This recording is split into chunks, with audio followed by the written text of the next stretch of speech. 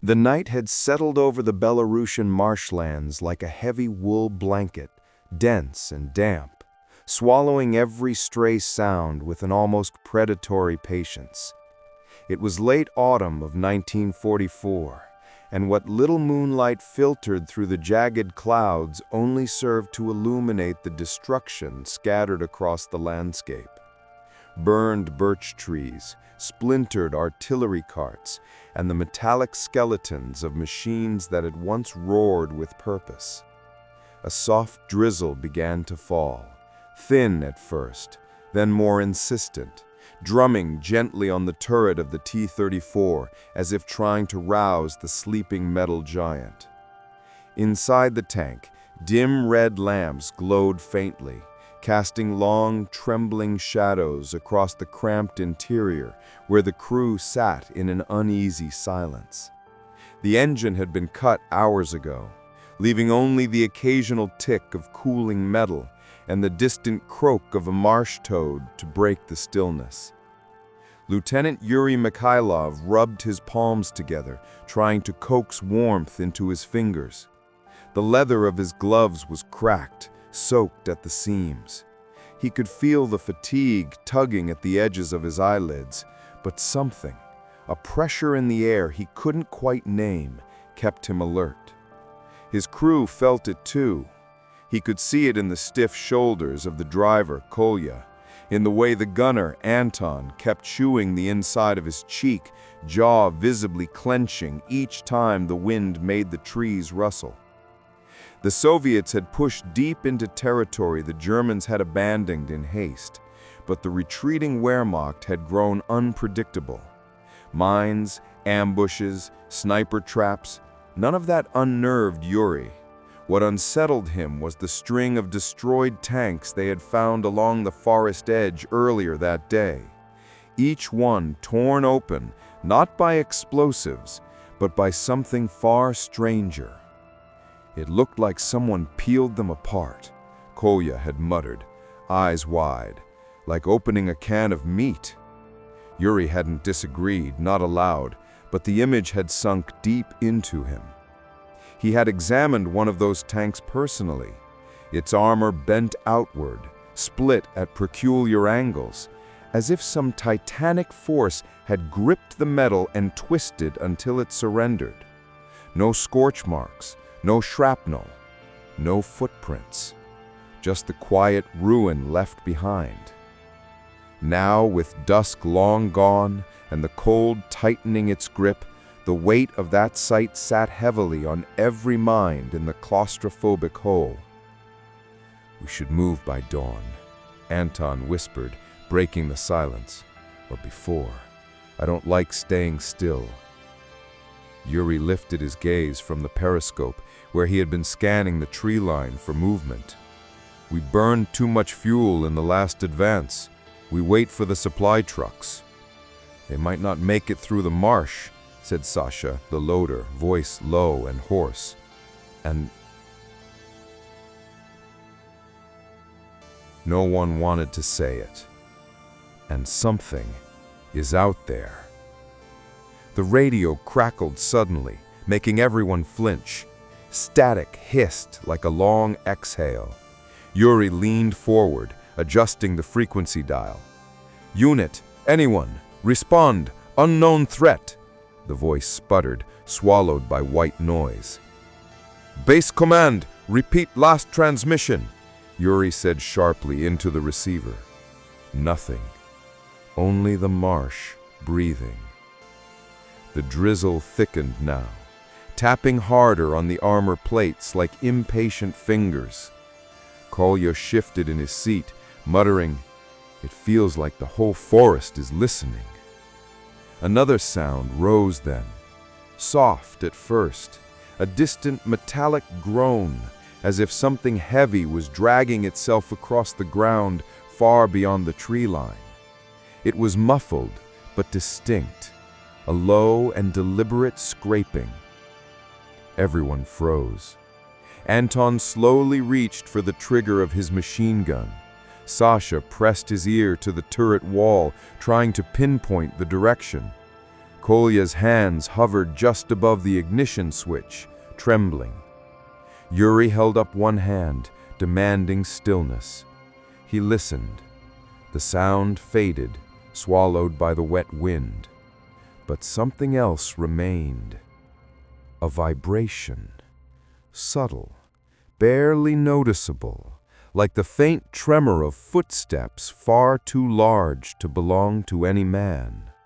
It thrummed through the earth, up through the steel tread of the T-34, into Yuri's boots. He felt it again, stronger. Then a sudden sharp knock echoed from the rear hull, not like a branch, not like a stray stone, a knock, purposeful, deliberate, measured. 3 times. Kolya inhaled sharply. That was human, had to be. But Yuri's instincts screamed otherwise. Something about the rhythm felt wrong, too slow, too heavy. Something that mimicked human behavior the way an echo mimics a voice. Similar, but not right. Sasha whispered, barely audible. What if it's one of the other crews? Anton shook his head. No one would sneak up on us like that, not in silence. The tank interior felt suddenly tighter, the air thicker. Yuri's pulse hammered. No one opens the hatch, he ordered. Anton, prepare a flare. Kolya, if I say drive, you drive. Another knock, this time closer to the turret. The rain intensified, but the pattern of impacts on the armor told Yuri that the knocking was not rain. The rhythm was too measured, the spacing too perfect, like a hand. No, like something learning how to knock. Yuri swallowed hard. He felt the weight of command pressed down on his shoulders like a physical burden. His men were frightened. He could see it in their eyes, hear it in their breath, but they trusted him. He placed his hand on the hatch lever, not to open it, but to anchor himself. Stay calm. Whatever is out there, it will reveal itself. As if in response, the tank suddenly tilted, just slightly. Then again, stronger. Footsteps, enormous ones, circling. Anton's whisper cracked with fear. It's walking around us. A shape moved outside, briefly blocking the moonlight as it passed in front of the periscope. Yuri leaned forward, trying to focus, but the shape was too large, too close, too fast. All he caught was an impression, dark mass, impossible height, movement that did not belong to any creature he knew. Another heavy step, then another. The earth shuddered. Kolya, Yuri said, voice low and steady. Start the engine. The driver hesitated. Sir, if I start it, whatever that is, start the engine. Kolya turned the key. The T-34 roared awake, loud and violent, echoing through the trees like thunder. For a moment, the footsteps stopped. Silence. And then something slammed into the side of the tank with such force that everyone was thrown sideways, head striking steel.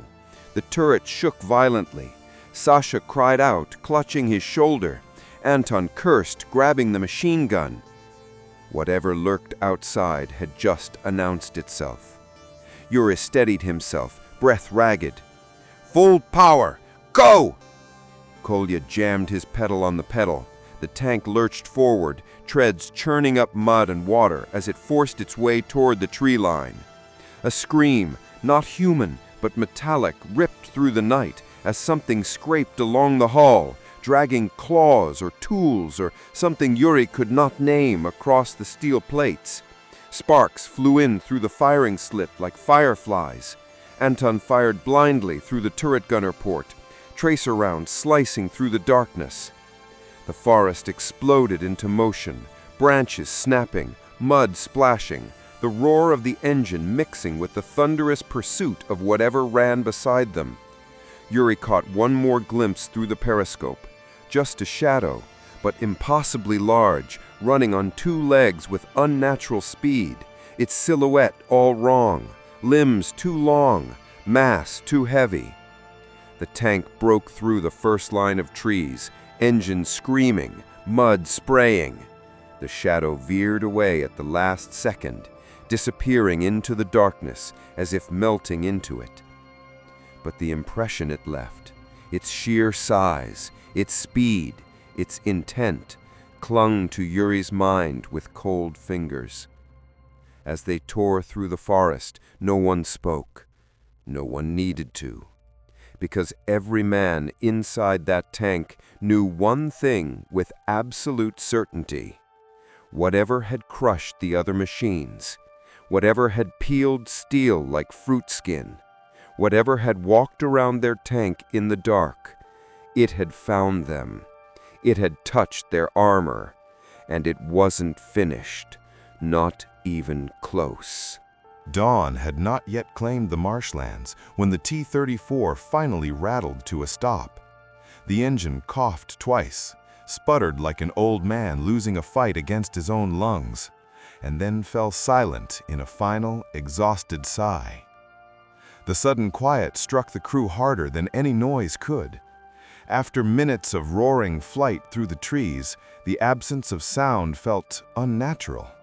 An emptiness too wide, too patient. They were deep in the forest now, where the birch trunks grew tall and thin, forming pale pillars that vanished into a lingering ceiling of fog. The ground was mushy beneath the threads of sunlight that struggled to pierce the clouded sky. The night's rain had pooled into cold puddles that reflected the distorted shapes of leaves overhead. Everything glistened with moisture. Everything smelled of damp earth and decaying wood. Yuri pushed open the top hatch, slowly, cautiously, as though the air itself might shatter at the slightest disturbance. A burst of cold air rushed inside, sharp enough to make Anton flinch. Beyond the edge of the turret, the forest seemed almost unreal, too still, too pale, too quiet. Fog drifted in slow currents, thick enough to swallow entire trees whole. He scanned for movement, but the silence pressed back at him like a physical force. Even birdsong was absent. No wind rustled the leaves. No insects buzzed. The world was holding its breath. Kolya climbed up beside him, teeth chattering. We outran it, right?" he whispered. His voice wavered, betraying the hope he desperately wanted to believe in. Yuri didn't answer. He wasn't ready to offer hope he didn't possess. Instead, he narrowed his eyes and listened. Beneath the thick fog there was something, an undertone, not a sound exactly, but a presence, a feeling like distant thunder, too low to be heard but strong enough to be felt in the bones. "Engine overheated," Kolya murmured, examining the smoking exhaust. "We need at least an hour before we try moving again." "We don't have an hour," Anton muttered from inside the tank. He was rubbing a bruise on the side of his head, fingers trembling slightly. Whatever that thing was, it wanted inside. If it caught us once, it can catch us again. Sasha emerged next, cradling his wounded shoulder. The blow from the earlier impact had left a dark purple stain swelling beneath his uniform, but he waved away Yuri's concern. "I'm fine," he said through gritted teeth. "But this place, we shouldn't stay here, Lieutenant." Yuri's gaze drifted into the fog, where the trees blurred like fading memories. He agreed. Every instinct in him screamed to keep moving, to put distance between themselves and the impossible shape that had hounded their tank. But the machine was exhausted, and so were the men. He inhaled deeply, tasting the metallic tang of cold air. "We take turns keeping watch. No noise, no lights. Kolya, get to work on the engine. Sasha, stay inside and rest the arm. Anton, perimeter check, 20 meters, no more. If you see anything, Anything at all. You come straight back." Anton hesitated, eyes flicking toward the mist as if expecting it to blink back. But he nodded, clutching his rifle, and slipped into the pale forest. As his silhouette melted into the white haze, the tension settled deeper in Yuri's chest. Something about this forest felt wrong. Not cursed. No, curses belong to superstitions whispered around campfires. This was different. This felt observed. Kolya peered into the fog.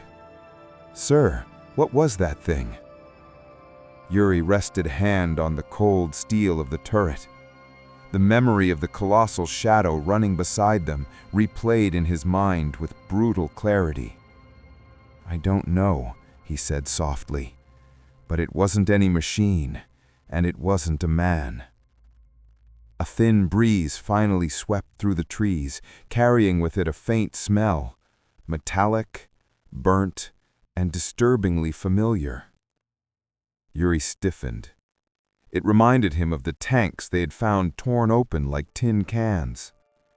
He opened his mouth to warn Kolya when a distant sound cut through the fog. A crack, sharp, sudden. A broken branch. Kolya spun toward the noise. "Anton?" No answer. Yuri felt the hair on his arms rise. "Kolya, inside, now!"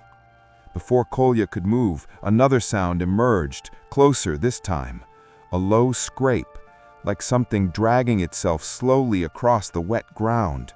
Then another. A rhythm, unnatural in its steadiness. Yuri reached for the machine gun mounted on the turret. "Now!" Kolya dropped into the hatch just as a dark shape materialized in the fog. For a moment he prayed it was Anton returning from the perimeter check, but the silhouette was wrong, too tall, too angular, and utterly silent. He gripped the turret gun tighter. The shape froze, then slowly tilted its head. Yuri's pulse hammered. No human moved like that. He ducked inside, slamming the hatch shut. Sasha looked up, alarmed. "Lieutenant, where's Anton?" "He's not alone out there." Yuri motioned for silence. The men held their breath. The interior of the tank grew impossibly still. Then, a knock. Soft, slow, right on the top hatch. Kolya whimpered and covered his mouth. Sasha's good hand trembled on his pistol. Yuri clenched his jaw, sweat prickling his temples despite the cold. Another knock. Same rhythm as before. Learning, imitating, testing. Yuri whispered, "It followed us." The tank vibrated slightly as something heavy shifted its weight on the hull. A creaking sound groaned from above, as though massive fingers were probing the metal, searching for a weakness. And then, from the fog outside came a scream. Human. Terrified. Anton. "Lieutenant!" Yuri didn't think. He threw the hatch open, ignoring the shouted protests of his men. Fog exploded inside, cold and blinding. He scrambled onto the turret, machine gun raised, breath burning in his lungs. "Anton, where are you?" A form burst through the mist, a man stumbling, crawling through mud, face pale as wax, uniform torn, eyes wild with terror. Anton collapsed at the base of the tank, clawing at the tread, trying to pull himself up. Behind him, something huge stirred in the fog. Heavy, slow, certain. The ground trembled as it approached. Yuri reached down, grabbed Anton by the collar, and hauled him up with brute force. The gunner sobbed, shaking violently. It watched me. It didn't run, it watched. It knows what we are. A tree snapped somewhere behind them. The sound echoed like a cannon shot. Yuri didn't wait. He shoved Anton inside, dove after him, and pulled the hatch shut, just as a shadow fell over the tank. A massive weight pressed down on the turret, warping the metal with a groan that set every nerve in Yuri's body ablaze. Kolya screamed, "It's on us! It's on top!" The turret bent another inch, bolts straining, whining. The tank was being crushed, slowly, deliberately, like a toy under a boot. Anton curled in on himself, sobbing. Sasha prayed under his breath. Kolya hammered the ignition, but the overheated engine only sputtered, choking on failure. Yuri grabbed the machine gun handles and fired straight up, the shots deafening in the confined space. The metal above shuddered. Something outside let out a sound, a grunt, distorted and deep, like metal grinding in a cavern. Not pain, annoyance. The weight lifted. Footsteps retreated, shaking the earth with each thunderous impact until they faded into the fog. Only then did Yuri allow himself to breathe. The tank was damaged, but intact. The crew was alive. Barely. But the message was clear. That thing could have crushed them entirely. It chose not to. And that choice was far more terrifying than brute strength. Yuri looked at his men, their faces ghost pale. "We're not dealing with an animal," he whispered. "We're being hunted." Outside, deep in the fog, something enormous exhaled. Long, slow, patient. The hunt had only begun. The fog began to thin only when the first pale light of morning breached the treetops, turning the marshland into a world of silver and quiet dread. The forest no longer hid its scars. Broken branches lay scattered like the bones of forgotten creatures, and deep footprints, massive sunken impressions, pocked the soaked earth in irregular intervals. Where the creature had moved, the ground itself seemed afraid to settle. Inside the battered T-34, the air was thick with the sour smell of sweat, cordite, and fear that had not yet drained from the men's bones. The turret walls bore fresh dents, their edges curled outward as though gripped by an invisible giant. The metal was cold to the touch, colder than the morning air, as though the night's terror had seeped into the steel itself. Anton sat hunched near the radio, knuckles white as he tried the transmitter again and again, sweating despite the cold. "Come on, come on," static hissed back at him, but nothing else. Each failure wound him tighter. Sasha dozed lightly, his wounded shoulder propped against a pile of spare shells, his breath shallow and uneven. Kolya muttered to himself as he tinkered with the engine, opening panels, adjusting valves, tapping metal as though begging the machine to wake. Yuri sat in the commander's perch, head resting against the cold rim of the hatch. He had not slept at all. Exhaustion tugged at his thoughts, but fear sharpened them. The creature's behavior replayed in endless loops, the knocking, the circling, the weight of its footsteps, the moment it pressed down on the turret with such precision, such intention. It could have killed them. It didn't. Why? A distant rumble rolled across the forest floor, dragging Yuri out of thought. At first, he thought it might be thunder, but the sky was clear. Then it grew louder, throbbing, mechanical. Engines. Multiple.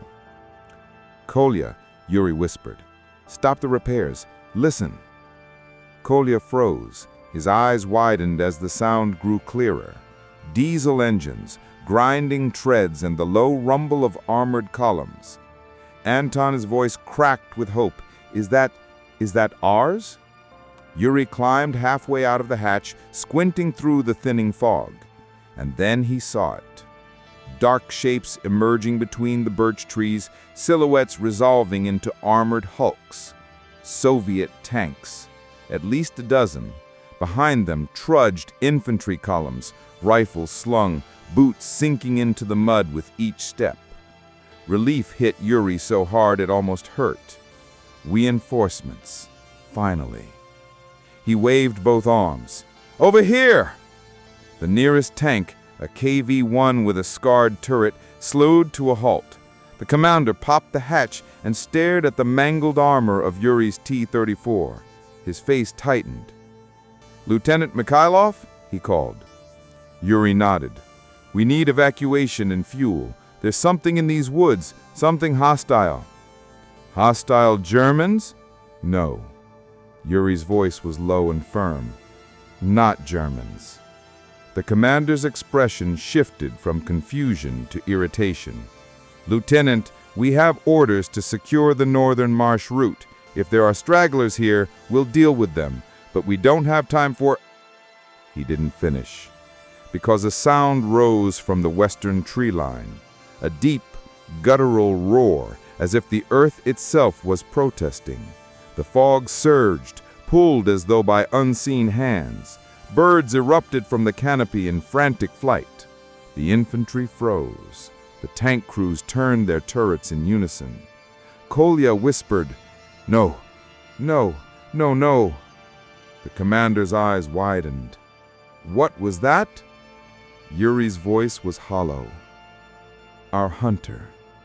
The roar came again, closer this time, and something vast moved behind the mist.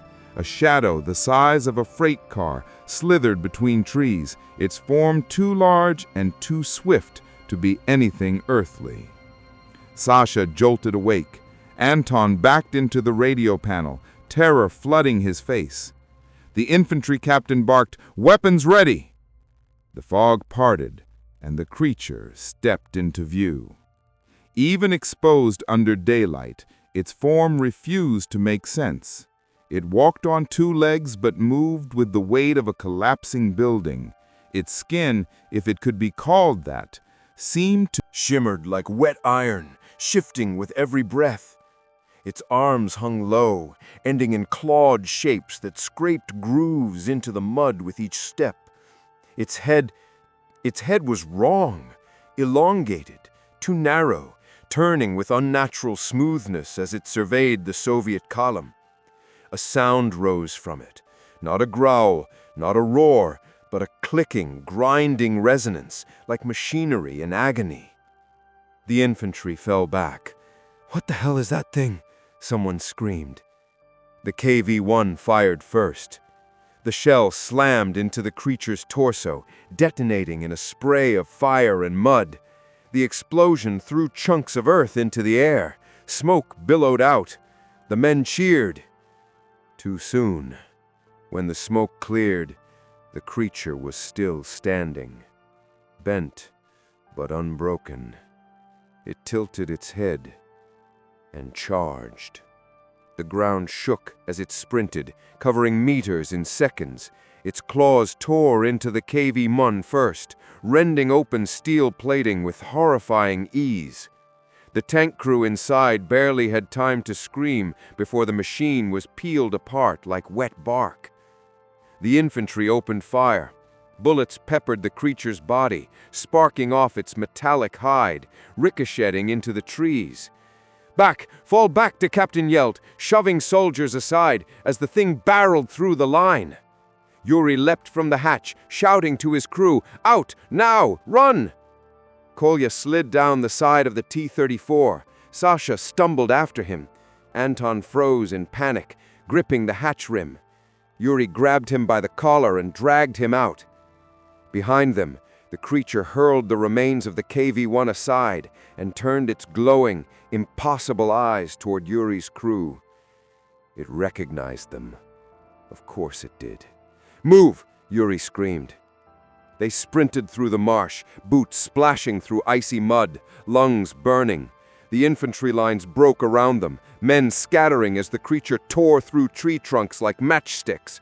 The forest exploded in motion, soldiers yelling, engines roaring, metal shrieking. Yuri felt the tremors behind him, closer, closer.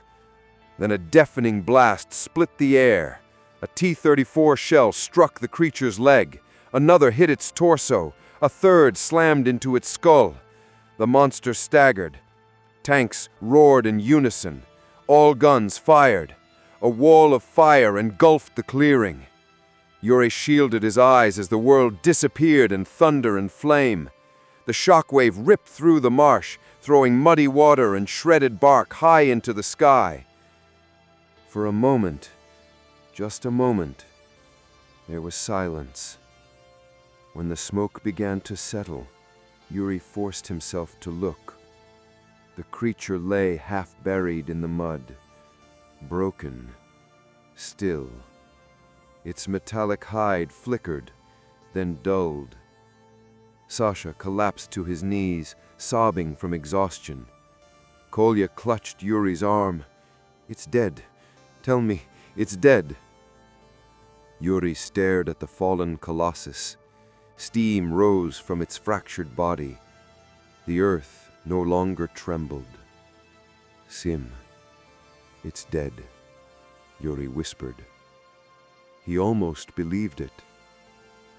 As the surviving tanks approached the clearing, as soldiers gathered in stunned silence around the carcass, as morning finally broke across the marshlands, the creature's eyes flickered. Just once. A final spark, a lingering awareness, and then dimmed forever. The hunt was over. The nightmare ended. Yuri exhaled a breath he felt he'd been holding for days. He looked at his men, alive, shaking, but alive.